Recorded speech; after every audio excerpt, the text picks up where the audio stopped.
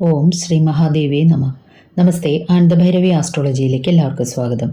2026 March 1 കുംഭം 17 ചൊവ്വാഴ്ച മുതൽ മാർച്ച് 31 മീനം 17 വ്യാഴാഴ്ച വരെയുള്ള തുലാക്കൂറുകാരുടെ മാർച്ച് മാസ ഫലത്തെക്കുറിച്ചാണ് നമ്മളിപ്പോൾ ചിന്തിക്കുവാൻ പോകുന്നത്. തുലാക്കൂറിലെ നക്ഷത്രങ്ങളായ ചിത്തിര 3, 4 പാദക്കാർക്കും ചോതി നക്ഷത്രക്കാർക്കും വിശാഖം 1, 2, 3 പാദക്കാർക്കുമാണ് ഈ ഫലങ്ങൾ ഏറ്റവും കൂടുതൽ അനുയോജ്യമായിരിക്കുന്നത്. തുലാക്കൂറുകാർക്ക് അവരുടെ 3ാം ഭാവത്തിൻ്റെയും 6ാം ഭാവത്തിൻ്റെയും അധിപനാണ് വ്യാഴം. ആ വ്യാഴം 9 എന്ന ഭാഗ്യസ്ഥാനത്തൂടെ സഞ്ചരിക്കുകയാണ്.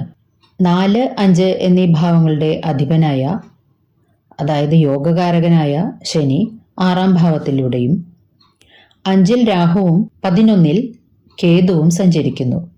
പ്രധാനപ്പെട്ട ഗ്രഹനിലകൾ ഇങ്ങനെയാണ്. മറ്റു ഗ്രഹങ്ങളെല്ലാം തന്നെ ചെറിയ ഇടവേളകളിൽ രാശിയും സഞ്ചരിക്കുന്ന നക്ഷത്രവും മറ്റും മാറുന്നുണ്ട്. അത് ഇവിടെ പ്രതിപാദിക്കുന്നില്ല. ഇനി നമുക്ക് ഈ മാസത്തിലെ പ്രധാനപ്പെട്ട ദിവസങ്ങൾ ഏതെല്ലാമാണെന്ന് നോക്കാം. മാർച്ച് 3 വേദവ്യാസ ജയന്തിയും 4 കൊടുങ്ങല്ലൂർ ഭരണിയും 7 ഷഷ്ടിയുമാകുന്നു. മാർച്ച് 10 ശ്രീരാമനവമി ആചരിക്കുന്നു.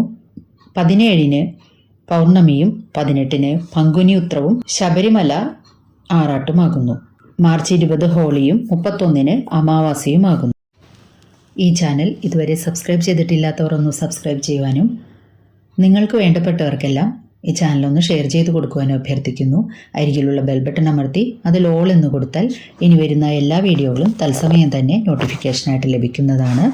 വീഡിയോ ഇഷ്ടമായാൽ ഒരു ലൈക്ക് തരുവാൻ മടി കാണിക്കരുതേ. ഇനി നമുക്ക് താൽക്കാലിക ഗുളികസ്ഥിതി ഫലങ്ങൾ എന്തെല്ലാമാണെന്ന് നോക്കാം. ഈ ഗുളികസ്ഥിതി ഫലം ഓരോ ദിവസവും വ്യത്യാസപ്പെട്ടിരിക്കും. അതായത് ഗുളികൻ ഓരോ ദിവസവും രാത്രിയും പകലും രാശി മാറുന്നുണ്ട്. പ്രത്യേകമായിട്ടും നമ്മൾ പകൽ സമയത്തെ ഫലങ്ങളാണ് ഇവിടെ പ്രതിപാദിക്കുന്നത്. ഗുളികന്റെ സ്ഥിതി അനുസരിച്ച് പെട്ടെന്നാണ് നമുക്ക് ഫലം വരുന്നത് ഓരോ ദിവസത്തെയും. അതുകൊണ്ടാണ് അത് പ്രത്യേകമായിട്ട് തന്നെ പറയുന്നത്. മറ്റൊരു കാര്യം കൂടി ഓർമ്മിപ്പിച്ചു കൊള്ളട്ടെ. ഓരോ വ്യക്തിയുടെയും ജാതകത്തിലെ ഗ്രഹനില അനുസരിച്ച്, അതായത് ജാതകത്തിലെ ലഗ്നാൽ ഓരോ ഗ്രഹത്തിൻ്റെയും ഭാവാധിപത്യം, നിൽപ്പ്, ബലാബലം ഇവയ്ക്കനുസരിച്ച് ചാരഫലങ്ങളിൽ വ്യത്യാസം വരുന്നതാണ്. ഇവിടെ പറയുന്നത് പൊതുഫലങ്ങളാണല്ലോ. ഇനി തുലാക്കൂറുകാരുടെ മാർച്ച് മാസ ഫലത്തെക്കുറിച്ച് ചിന്തിക്കാം. താൽക്കാലിക ഗുളികസ്ഥിതി ഫലമനുസരിച്ചിട്ടുള്ള ഫലങ്ങൾ ഈ പ്രാവശ്യം ആദ്യം പറയാം. മാർച്ച് മാസത്തിൽ തുലാക്കൂറുകാർക്ക് മാർച്ച് 3, 4, 11, 18, 25 എന്നീ ദിവസങ്ങളിൽ ശാരീരികമോ മാനസികവുമായിട്ടുള്ള എന്തെങ്കിലും ബുദ്ധിമുട്ടുകളും മറ്റും ഉണ്ടായേക്കാൻ ഇടയുണ്ട്. ഇത്തരം സന്ദർഭങ്ങളിൽ അല്ലെങ്കിൽ ഈ ദിവസങ്ങളിൽ ദൂരയാത്രകൾ പോകുന്നതും പ്രധാനപ്പെട്ട രേഖകളിൽ ഒപ്പുവെക്കുന്നതും പ്രധാന തീരുമാനങ്ങൾ എടുക്കുന്നതും ഒഴിവാക്കുന്നത് ഉത്തമമായിരിക്കും. ബിസിനസ് മുതലായവ നടത്തുന്നവർക്ക് അല്ലെങ്കിൽ ബിസിനസ് സ്ഥാപനങ്ങളുമായിട്ട് ബന്ധപ്പെട്ട് ജോലി ചെയ്യുന്നവർക്ക് അവരുടെ കസ്റ്റമേഴ്സുമായിട്ടോ മേലധികാരികളോ കീഴ്ജീവനക്കാരോ സഹപ്രവർത്തകരോ മറ്റുമായിട്ടും എന്തെങ്കിലും അസ്വാരസ്യങ്ങളോ വാക്കുതർക്കങ്ങളോ മറ്റും ഉണ്ടായേക്കാം. അതുകൊണ്ട് തന്നെ വളരെയധികം ശ്രദ്ധിച്ച് ഇടപെടുക. വിദേശ രാജ്യങ്ങളിൽ ജോലി ചെയ്യുന്നവർക്ക് മാർച്ച് 2, 9, 10, 17, 24, 31 എന്നീ ദിവസങ്ങളിൽ ചില്ലറ ബുദ്ധിമുട്ടുകൾ എന്തെങ്കിലും നേരിട്ടേക്കാനിടയുണ്ട്. പ്രത്യേകിച്ചും ധനപരമായിട്ടുള്ള കാര്യങ്ങളിൽ നഷ്ടങ്ങളോ ബുദ്ധിമുട്ടുകളോ വന്നേക്കാം. അതുപോലെ ഈ ദിവസങ്ങളിൽ മറ്റുള്ളവരുമായിട്ട് സംസാരിക്കുമ്പോൾ തർക്കങ്ങൾ മുതലായവ വരാതിരിക്കുവാനും മറ്റും പ്രത്യേകിച്ചും ശ്രദ്ധിക്കുക. വിദ്യാർത്ഥികൾക്കും ഈ ദിവസങ്ങൾ അത്ര അനുകൂലമായിരിക്കില്ല. തൊഴിലിടങ്ങളിൽ മാർച്ച് 6, 7, 14, 21, 28, 29 എന്നീ ദിവസങ്ങളിൽ ചില്ലറ ബുദ്ധിമുട്ടുകൾ എന്തെങ്കിലും അനുഭവപ്പെട്ടേക്കാൻ ഇടയുണ്ട്. ഏതെങ്കിലും തരത്തിലുള്ള തൊഴിൽ തർക്കങ്ങളോ വേണ്ടത്ര ജീവനക്കാരില്ലാതിരിക്കുക തുടങ്ങി ഏതെങ്കിലും തരത്തിൽ നമ്മുടെ മനസ്സിനെയോ ശരീരത്തെയോ അസ്വസ്ഥമാകുന്ന എന്തെങ്കിലും സംഭവിച്ചേക്കാം.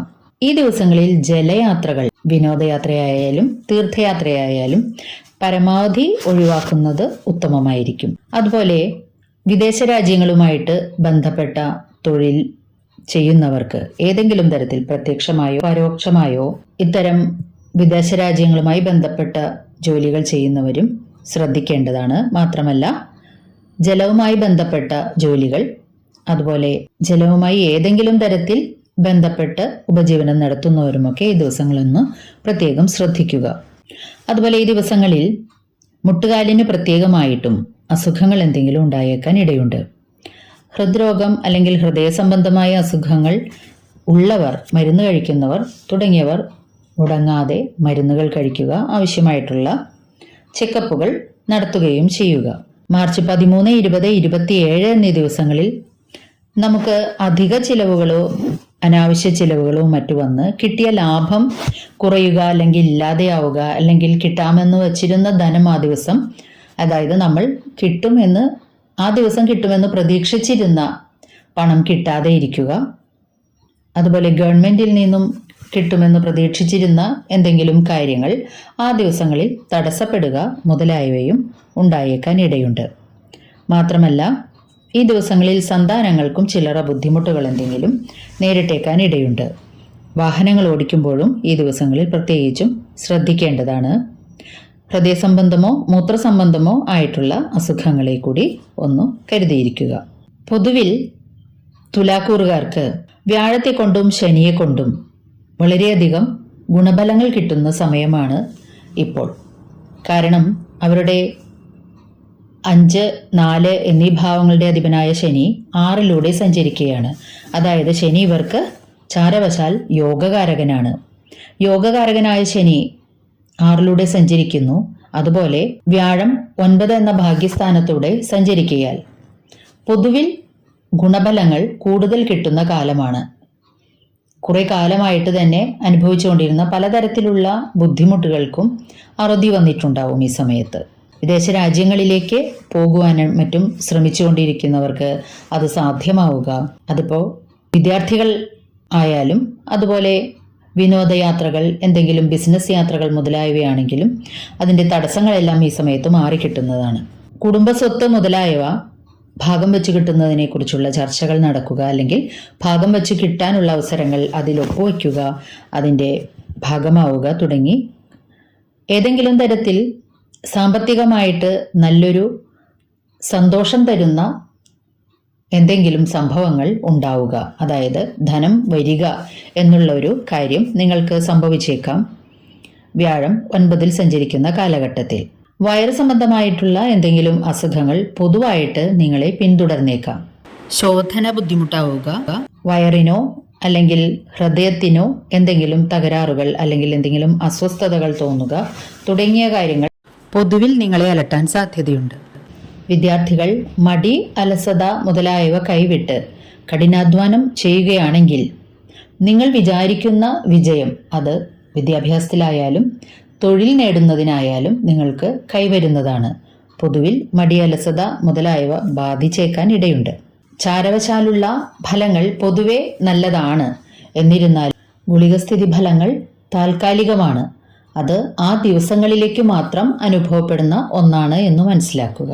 പൊതുവായിട്ട് ജീവിതത്തെ വലിയ കാലയളവിലേക്ക് ബാധിക്കുന്ന ഒന്നല്ല എന്നും കൂടി മനസ്സിലാക്കുക.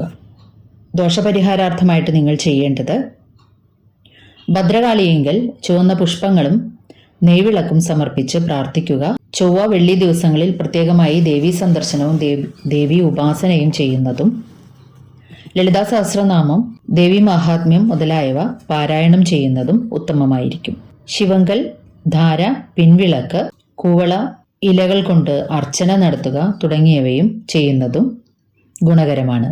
വിഷ്ണു സഹസ്രനാമമോ അഷ്ടാക്ഷരിയോ നിത്യേന ജപിക്കുന്നതും, വ്യാഴാഴ്ചകളിൽ വൈഷ്ണവ ക്ഷേത്രങ്ങളിൽ ദർശനം നടത്തി പ്രദക്ഷിണാദികളും ചെയ്യുന്നതും, തുളസീദളങ്ങൾ സമർപ്പിക്കുന്നതും, പക്കപ്പിറന്നാളിന് പാൽപ്പായസം സമർപ്പിക്കുന്നതും കൂടുതൽ ഗുണങ്ങൾ നിങ്ങൾക്ക് ലഭിക്കുന്നതിന് സഹായകമാകും. വീഡിയോ ഇഷ്ടമായാൽ ഒരു ലൈക്ക് തരുവാൻ മറക്കരുതേ. നന്ദി, നമസ്കാരം.